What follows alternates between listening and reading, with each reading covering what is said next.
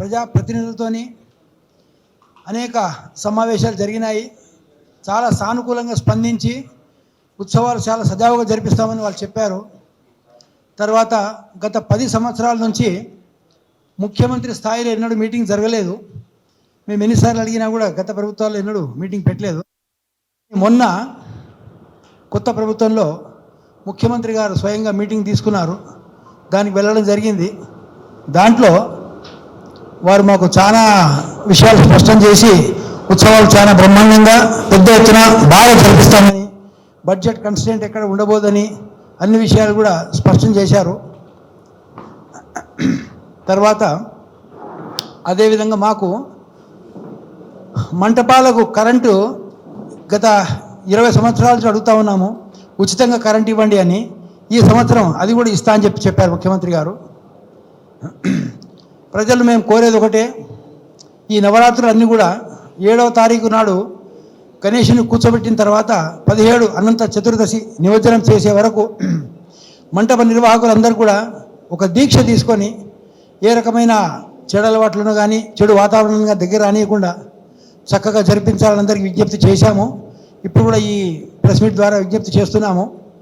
అందరం కూడా పెద్ద ఎత్తున గొప్పగా మంచిగా బాధ్యతాయుతంగా భక్తితో జరుపుకోవాలని కోరుకుంటున్నాను. भाग्यनगर गणेश उत्सव समिति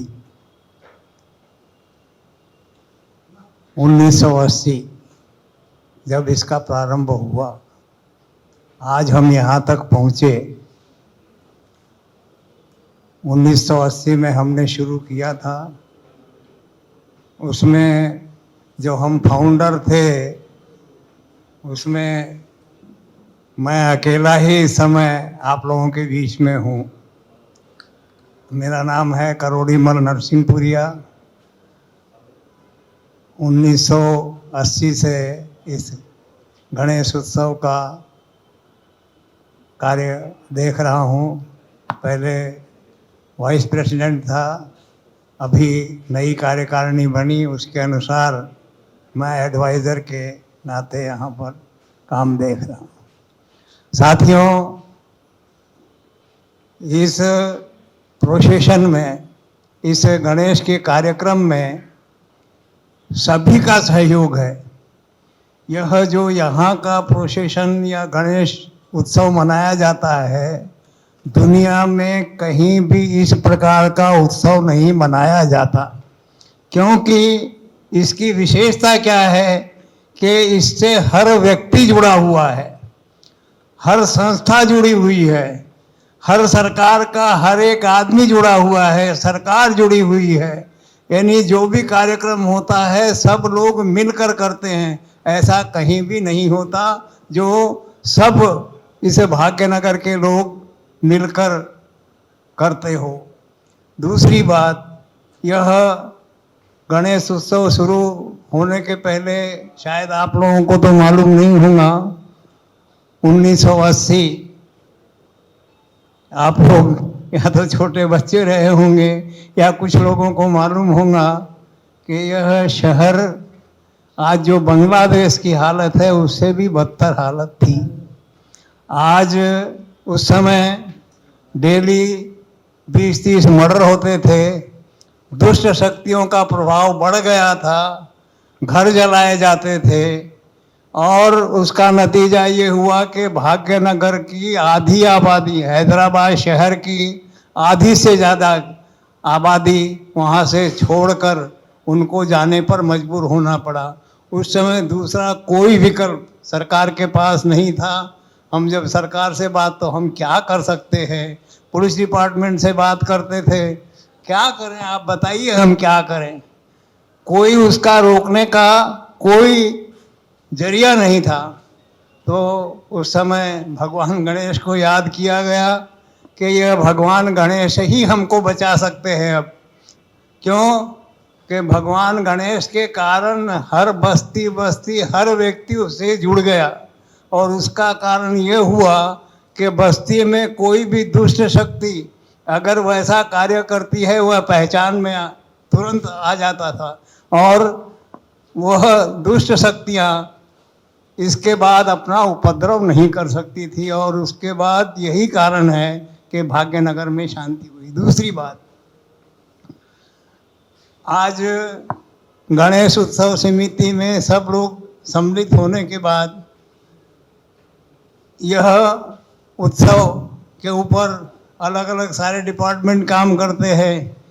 गवर्नमेंट उसके लिए बजट अनाउंसमेंट करती है, लेकिन दोस्तों, यह जो बजट अलॉटमेंट होता है यह गणेश उत्सव के ऊपर होता है, लेकिन उसका फायदा पूरे साल भर हमको मिलता है। जैसे आज सड़क ठीक करने का बजट है, तो सड़क ठीक करेंगे तो खाली गणेश उत्सव तक ठीक नहीं होंगी, वो तो पूरी साल के लिए हर व्यक्ति को काम आएंगी। इलेक्ट्रिक डिपार्टमेंट है, वाटर डिपार्टमेंट है, जितने डिपार्टमेंट जो काम कर रहे हैं, वह गणेश उत्सव भगवान का कार्यक्रम भी होता है और पूरे साल उसका लाभ हमको मिलता है। तो इसलिए इसमें जो बजट जो जितना बजट गवर्नमेंट करती है उसका फायदा, जैसे कोई त्यौहार आता है, कपड़े नए नए सिलाता है, घर की साफ सफाई करता है, तो उसका यानी वह खाली त्यौहार एक दिन काम नहीं आता है, वो कपड़े हमको पूरी साल पहनने को मिलते हैं। हमारे घर की सफाई सालों उसी तरीके से, फिर अगले साल जब दशहरा दिवाली आएंगी तो हम घर की सफाई, इसी तरह ये गणेश उत्सव यानी सड़कों की सफाई, सड़कों की मरम्मत, ये जितना बजट है ये हम गणेश पूजा, भगवान गणेश के कारण खर्चा होता है, लेकिन इसका लाभ पूरी साल मिलता है। और इसीलिए हमारे मुख्यमंत्री ने कहा है, हमारे सरकार ने कहा है कि गणेश उत्सव में किसी प्रकार के खर्चे में कमी नहीं आएगी। अब ये हम सब लोगों का काम है कि कितना पिछले सालों में हुआ, आगे क्या करना है। इसमें पत्रकार बंधुओं का भी बहुत बड़ा सहयोग हमको आज तक मिला है, और पत्रकार भी उसमें बहुत बड़े सहायक रहे, उसके कारण हम आज यहाँ तक पहुँचे हैं। दूसरी बात, जैसे अभी परसों मीटिंग थी मुख्यमंत्री की, तो हमने कहा यह शायद आपके नाम से ये होना है, ये बिजली का बिल जो 10 दिन का कार्यक्रम है, इसमें इसको माफ़ कर देंगे तो आपका भी नाम हो जाएगा।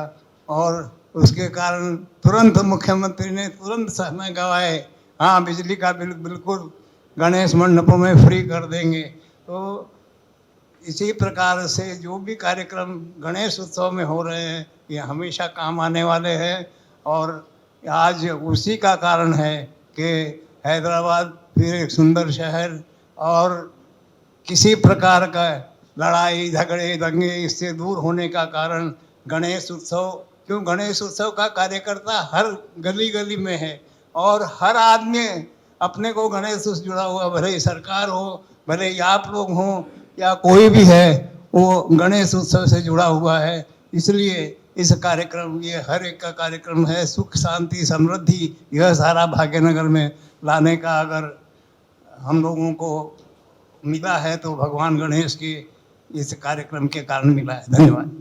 ఈరోజు మీడియా ప్రెస్ మీట్కి వచ్చినటువంటి మీడియా మిత్రులందరికీ కూడా నమస్కారం.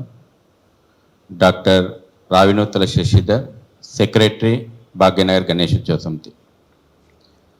హిందువులను ఐక్యం చేసే దిశగా 1980లో ప్రారంభమైనటువంటి గణేష్ ఉత్సవ సమితి ఈ సంవత్సరం 45వ సామూహిక గణేష్ నిమజ్జనోత్సవాన్ని నిర్వహించడానికి అన్ని స్థాయిల్లోపట సమన్వయ సమావేశాలు నిర్వహిస్తూ అన్ని ఏర్పాట్లను కూడా ముమ్మరంగా చేయడం జరుగుతుంది.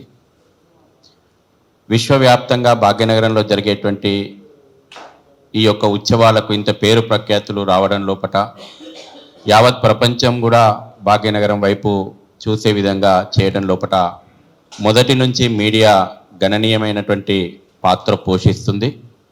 కాబట్టి ఈ సంవత్సరం కూడా మీ అందరి సహకారంతో ఈ ఉత్సవాలకు జరుగుతున్నటువంటి ఏర్పాట్లను మీ ద్వారా మండప నిర్వాహకులకు సమాజానికి తెలియాలన్న ఉద్దేశంతో ఉత్సవాల్లో మిమ్మల్ని కూడా భాగం చేస్తూ ఈ మీడియా సమావేశాన్ని నిర్వహించడం జరుగుతుంది. తర్వాత 17 సెప్టెంబర్ రోజున భాగ్యనగరం లోపల సామూహికమైనటువంటి గణేష్ నిమజ్జనోత్సవం నిర్వహించబోతా ఉన్నాం. 17 సెప్టెంబర్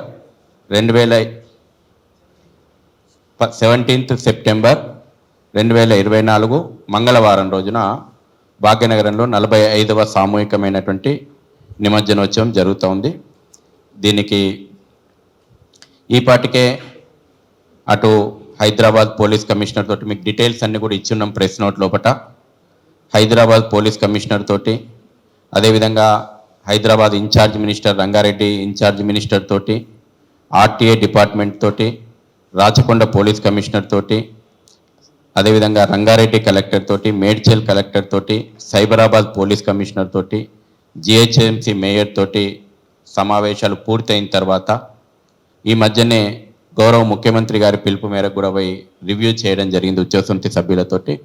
ఎక్కడిదక్కడ సమన్వయ సమావేశాల లోపల సాఫీగా ఈ ఉత్సవాలు జరగడానికి 18 రకాల ప్రభుత్వ విభాగాలు ఉత్సవ సమితి సభ్యులతోటి సమన్వయపరుస్తూ అటు డివిజనల్ లెవెల్ నుంచి అత్యున్నత స్థాయి వరకు కూడా ఈ యొక్క సమన్వయ సమావేశాల్లో అన్ని ఏర్పాట్లు చేయడానికి ముమ్మరంగా గ్రౌండ్ రూట్ లోపల ప్రయత్నాలు జరుగుతూ ఉన్నాయి.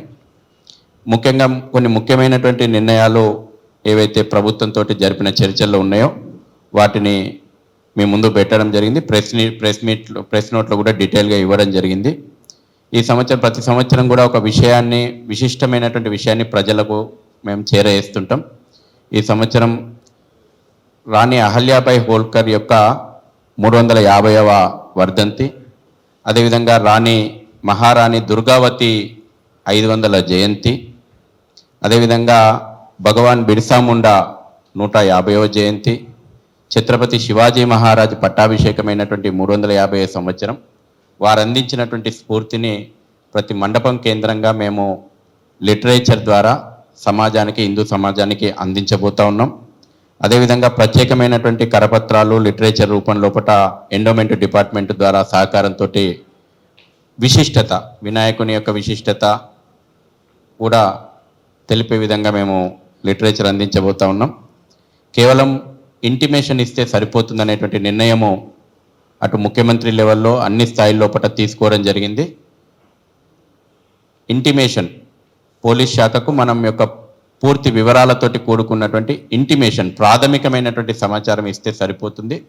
మీడియా మిత్రులకు కూడా ఒక విషయం చాలా స్పష్టంగా, ప్రభుత్వ స్థాయిలో ఈ పర్మిషన్ అనేటువంటి వర్డ్ వాడొద్దని గతంలోనే నిర్ణయం జరిగింది. మీరు కూడా ఈ విషయాన్ని పరిగణలోకి తీసుకొని ఇంటిమేషన్ అని రాయడమే సమంజసంగా ఉంటుంది. ఇది ప్రజల యొక్క సెంటిమెంట్ తోటి ముడిపడినటువంటి విషయాన్ని మేము ప్రభుత్వం దృష్టికి తీసుకొచ్చినాం. ప్రభుత్వం అంగీకరించింది. కేవలం ఇంటిమేషన్ అనేటువంటి దాన్ని మనం ఇస్తూ ఉన్నాం. ఇంతకుముందు పెద్దలు చెప్పినట్టు ఉత్సవ సమితి అప్పీల్ మేరకు, విజ్ఞప్తి మేరకు రాష్ట్ర ప్రభుత్వం ముఖ్యమంత్రి ఉచిత విద్యుత్ ఇవ్వడానికి అంగీకరించారు. ఈ సందర్భంగా ఈ విషయం లోపల ప్రభుత్వానికి కూడా మేము అభినందనలు తెలుపుతా ఉన్నాం. అవసరమించినటువంటి సమాచారాన్ని విద్యుత్ అధికారులకు ఇవ్వాలి. ఎందుకంటే ఎంత విద్యుత్ అవసరం ఉంటుంది వాళ్ళు కూడా ఒక అసెస్మెంట్ చేసుకుంటామని అన్నారు. కాబట్టి అవసరమైనటువంటి సమాచారం స్థానికంగా ఉన్నటువంటి ఎలక్ట్రిసిటీ ఆఫీస్ లోపల నిర్వాహకులు ఇస్తే సరిపోతుంది. అదేవిధంగా స్పెషల్ బడ్జెట్ గురించి కూడా ప్రభుత్వానికి విజ్ఞప్తి చేసినాం. ఈ ఉత్సవాల లోపల ముఖ్యమంత్రి గారు అంగీకరించారు. అవసరం ఉన్నటువంటి ఎటువంటి నిధుల కొరత లేకుండా ప్రత్యేకమైనటువంటి బడ్జెట్ విషయంలో కూడా వివిధ ప్రభుత్వ విభాగాల నుంచి వచ్చినటువంటి విజ్ఞప్తులను ఎప్పటికప్పుడు కూడా బడ్జెట్ లోటు లేకుండా చూస్తా అని చెప్పారు. ఇక మెయిన్ అరేంజ్మెంట్స్ విషయానికి కూడా మీకు అన్ని డీటెయిల్స్ ఇచ్చాం. జిహెచ్ఎంసీ, రంగారెడ్డి, మేడ్చల్ కలెక్టరేట్ల పరిధి లోపల సుమారు 1,40,000 గణపతి మండపాల ప్రతిష్టాపన ఈ సంవత్సరం జరుగుతుంది అనేటువంటి ఒక అంచనా మాకుంది. ఎందుకంటే మొదటి సంవత్సరం 1980లో 1,400 గణపతి మండపాల ప్రతిష్టాపన జరిగితే ఈ సంవత్సరం అది 1,40,000 గణపతి మండపాల ప్రతిష్టాపన జరుగుతుంది.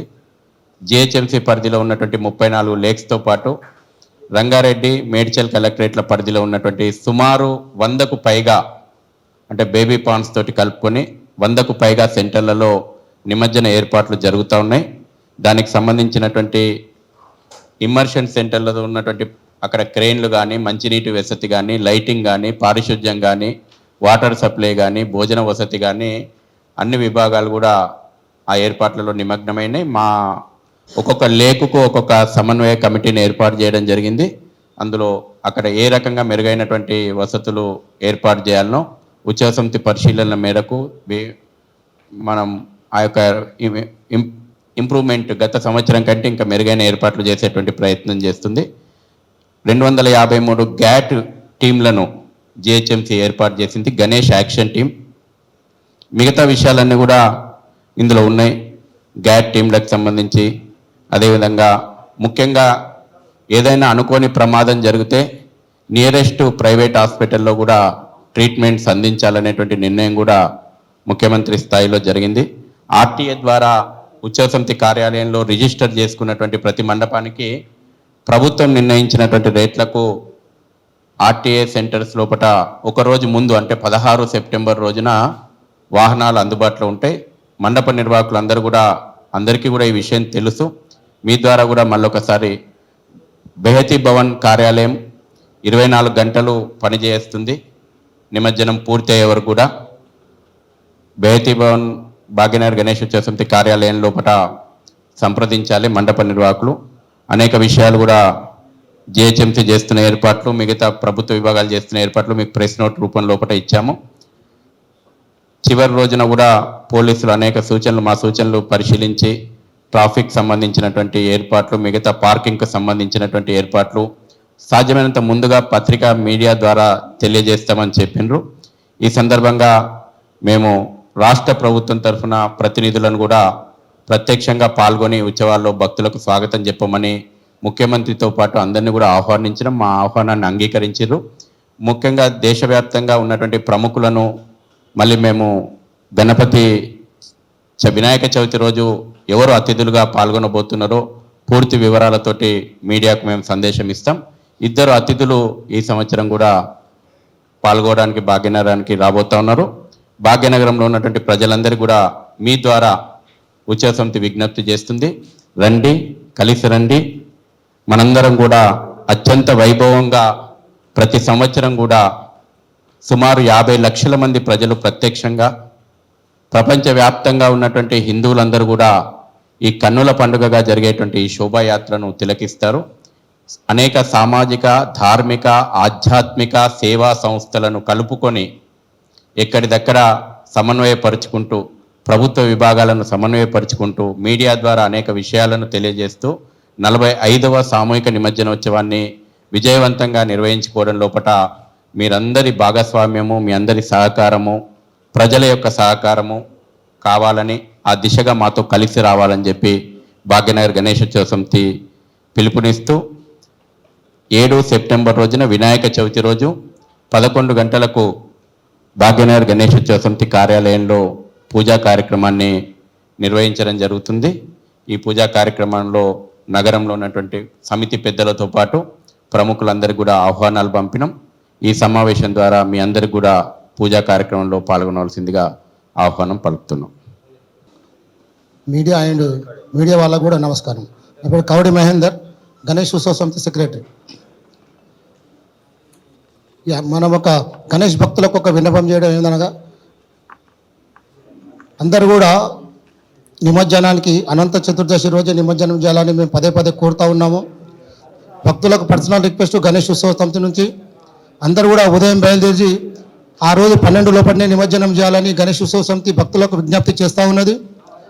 దయచేసి మన యొక్క పద్ధతిని, మన యొక్క సంస్కృతిని, మన ధర్మాన్ని మనం కాపాడుకునే విధంగానే మనం చేసుకోవాల్సిన అవసరం ఉన్నది. కాబట్టి అందరూ కూడా 12 లోపల నిమజ్జనాన్ని పూర్తి చేయాలి. 2 రోజులు 3 రోజులు ఈ నిమజ్జనం మనకు పనికిరాదు. ఎందుకంటే నెక్స్ట్ డేనే మనకు పిడి దినాలు వస్తాయి, పెద్దల దినాలు వస్తాయి. కాబట్టి భక్తులందరూ కూడా దయచేసి 12 లోపల నిమజ్జనం చేసుకోవాలని మేము కోరటం జరుగుతుంది. అదేవిధంగా ఆర్టీఏ గణేష్ ఉత్సవ సమితి లోపల ఆర్టీఏ వాళ్ళది పెద్ద పాత్ర. ఆ యొక్క జాయింట్ కమిషనర్తో సమావేశం అయినప్పుడు వాళ్ళు రేట్లు చెప్పడం జరిగింది. టస్కర్కు 33,000 డిసైడ్ చేయడం జరిగింది. అదేవిధంగా 12 టైర్ల లారీ ఉంటుంది, ఆ లారీకి 12,000, 4,500. అదేవిధంగా చిన్న లారీ ఉంటుంది, ఆ లారీకి 2,500 ఇవ్వాల్సిన అవసరం ఉన్నది. దయచేసి ఇవంతా భక్తులు గమనించి మీకు ఏదైనా ఆర్టీఏ లారీలు ఇబ్బంది ఉంటే కూడా గణేష్ ఉత్సవ సమితి వాళ్ళని సంప్రదించాలి. ఇంకో విషయము, 3 రోజుల నుంచి వర్షాలు కురుస్తూ ఉన్నాయి, బ్రహ్మాండమైన వర్షాలు కురుస్తున్నాయి. ప్రభుత్వము, సీఎం గారు, మేయర్ గారు అందరూ కూడా సానుకూలమైన వాతావరణంలో కూడా గణేష్ ఉత్సవ సమితి ఆధ్వర్యంలో కూడా ప్రశాంతంగా జరుపుకోవడం అని చెప్పడం జరిగింది. ఈ 3 రోజులు వాతావరణం అంతా ఈ విధంగా ఉండడం వల్ల అనేకమైన గుంతలు అట్లే ఉన్నాయి కాబట్టి అధిక సిబ్బంది పెట్టి మున్సిపల్ వాళ్ళు మనకు సహకరిస్తే ఇంకా బ్రహ్మాండమైన వాతావరణంలో పట్ల ఈ యొక్క నిమజ్జనం జరుపుకోవడానికి అవకాశం ఉంటుంది. ధన్యవాదాలు.